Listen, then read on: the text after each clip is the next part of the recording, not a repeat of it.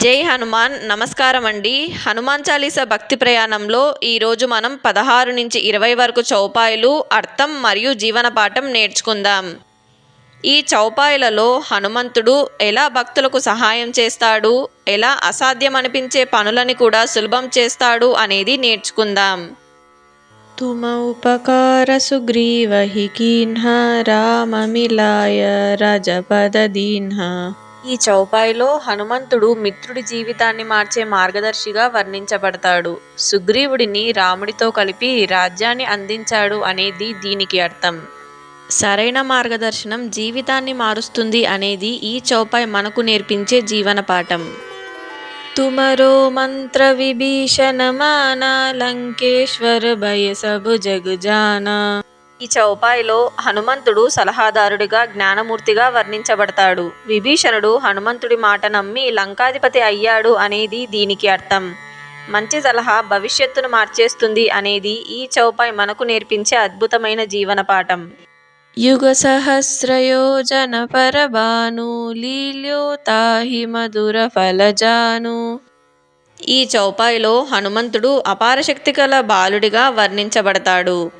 యుగసహస్ర యోజనముల దూరంలో ఉన్న సూర్యుడిని ఒక తీపి పండుగా భావించి హనుమంతుడు చిన్నతనంలోనే మింగేశాడు అనేది దీనికి అర్థం. దీంట్లో యుగ అంటే 12,000 సంవత్సరాలు, సహస్ర అంటే 1000, యోజన అంటే 8 మైళ్ళు లేదా 12.8 కిలోమీటర్లు అంటే 9,60,00,000 మైళ్ళు లేదా 15,36,00,000 కిలోమీటర్ల దూరం అని అర్థం.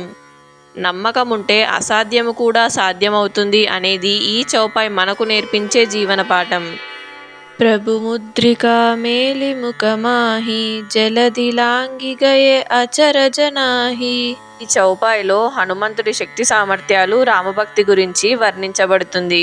శ్రీరాముని ఉంగరాన్ని నోట ఉంచుకొని సముద్రాన్ని లంకించడం నీకు ఆశ్చర్యం కాదు అనేది దీనికి అర్థం. విశ్వాసం ఉంటే భయాలు దాటవచ్చు అనేది ఈ చౌపాయి మనకు నేర్పించే జీవన పాఠం.